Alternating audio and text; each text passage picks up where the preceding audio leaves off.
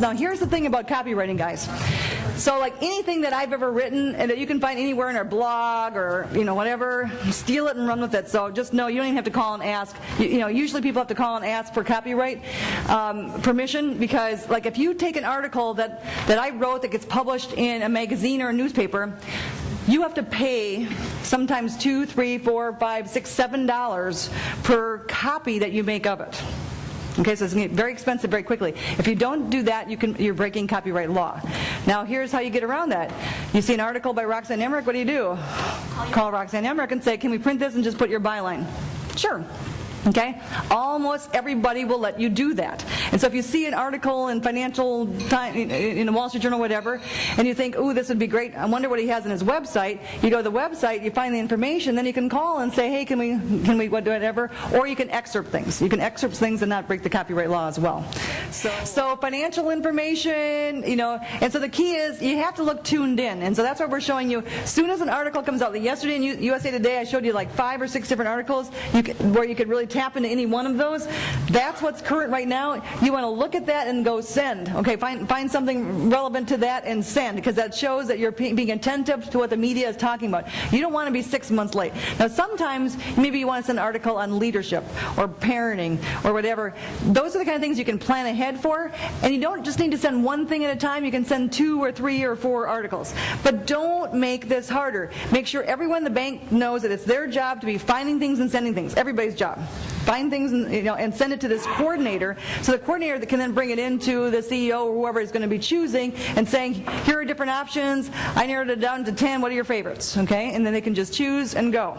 So everyone should be looking for the information. That makes it current and relevant, and by having more people paying attention to it, it also keeps them attentive to what people should be looking at. So please, Martin. Roxanne, I'm curious, like on the centers of influence and the prospects, how long, do you keep them on there before either they turn into a customer or they get off? Until they buy or die.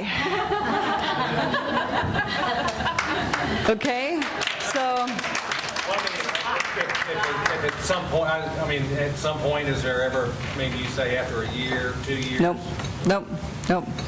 Nope, they always come back. They always come back. Okay, they're always going to come.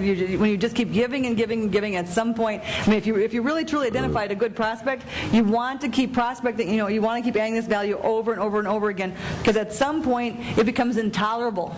They can't keep doing business and justify it as being an ethical decision in their mind, because you're giving so much more value than their current financial institution. So you don't give. Now, if you find out that they're no longer credit worthy or whatever, then off the list. Okay, and so you want to make sure that they continue to be in that area, and so you want to make sure that that's tuned in. So you want to make sure you have the right people on your list. Now the other thing is, eventually, and Charlie's going to have a question in a second, eventually you get the hook pulled, and the hook pulled happens not ever until at least the 4th month. So you give and you give and you give, and then the 4th month at the earliest, or the 4th mailing at the earliest, you get to have a bounce back. A bounce back is fax something back, or mail something back to us, or it's got the phone number to call back. But it's a little sheet, and it has little boxes on it that they can check. And the boxes have to say something like, yes, I would like the free special report on how to get an energy tax credit. Yes, I would like to be invited to your new Chat with the Experts program, where we know that the bank is sponsoring, where we know that Stephen Covey and Gene Chatsky will be interviewed soon. Yes, I would like to be invited to your special business teleseminars that you have on making your business work better during the times of recession. Or yes, I'd like to come to a special whatever. Now, notice how it didn't say, yes, I'd like bill pay. Yes, I'd like remote capture. Why am I doing this? There's a principle I taught you yesterday. You never go for the sale with a business customer, okay? You always look for an indication of interest. But I would also do it with consumers in this case too. Go for the indication of interest. Now if you're doing this, you will completely have no need for your 4-color glossy brochure stuff that you're sending out, okay? In fact, they will find that offensive in comparison. So you can just knock all that stuff off, save a whole lot of printing costs, and you basically get to do this kind of thing instead. Yes, yeah, there's no need for that kind of stuff, just, you know. So, and if you do something like that, it's for a special kind of thing that really needs to stand out from everything else. So now it's really a special thing. Charlie, did you still have a question?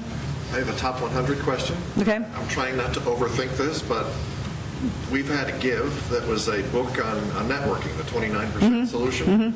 And if you send that out to your business customers or prospects, that's all well and good. But if you have an 80-year-old customer, it's not appropriate for them. Right. So could you critique that? Great question. That's where you split the list, okay? So you should have a section of your list that's just for your business customers, and a section, and some banks will break it down where here's our business customers, here's our little old ladies, and here's our Gen X and Gen Y, because they want different stuff than the little old ladies too. Okay, so that you can then split. Now every once in a while, like if it's energy tax credit, that can go to small businesses, little old ladies, whatever, that goes to everyone. But at least once every 3 months, you give something that's tuned into that market. So small businesses, here's the new tax legislation on sub S versus sub C in case you want to make a change before your next, before your tax year, your fiscal year ends.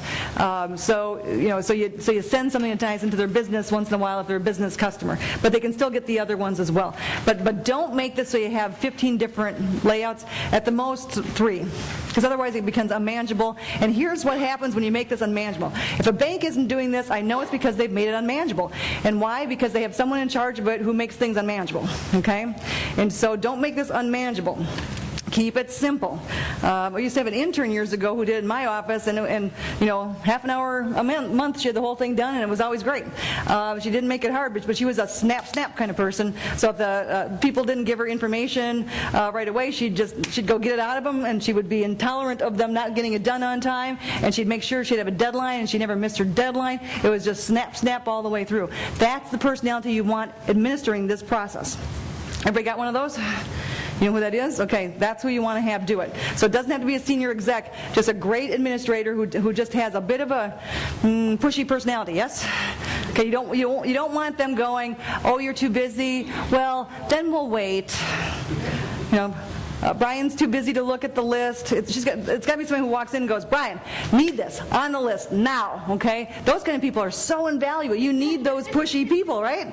So the people who take a stand and go, I've got this project due, come on, snap, I need this out of you, okay? Not that they're offensive or disrespectful, they just know that I have responsibility to get it done, this is my responsibility, I need something from you and I need it now, okay? So, make sense? Okay, so if we can just, I'm going to have you craft real quickly, just brainstorm for 2 minutes, best ideas. Before we do it, there's one more question. You say a little bit more about excerpts and what you mean by that. What I mean by excerpts, yes. So, for instance, you can take a little bit of someone's article and say, according to, like we did something, according to Gary Townsend, who is the community banking top analyst right now, according to Fortune magazine, he said, blah, blah, blah, blah, and so we actually used his words of what he said, so we took the quote right out of there, and so we quote it and said, as it's listed in the April whatever edition of Fortune magazine. Now, if I take the whole article, gotta pay for it.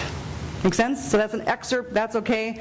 And the good thing about your stuff in finance, it's just all generic, guys. It's just like you can take an article from Kiplinger and they have top 10 tips and you can take 5 of them and go, here's 5 tips, and change a little bit about it and you're good to go. Okay, so it's really easy to excerpt and change and make it your own because it's not somebody's proprietary information. Make sense? Any other questions?